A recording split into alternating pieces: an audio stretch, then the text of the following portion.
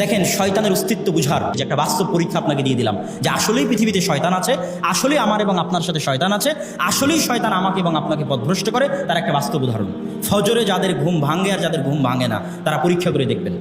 ফজরের রাত্রে ঘুমানোর সময় আপনি যদি উজু করে আয়াতুল কুরসি পড়ে নাস ফালাক ইখলাস পড়ে এভাবে হাতে থু দিয়ে গোটা শরীর মেখে ঘুমানোর দোয়া পড়ে ঘুমালেন, মানে প্রত্যেকটা হচ্ছে শয়তানের দরজা আপনার রক্তনালীতে বন্ধ করে দিচ্ছে।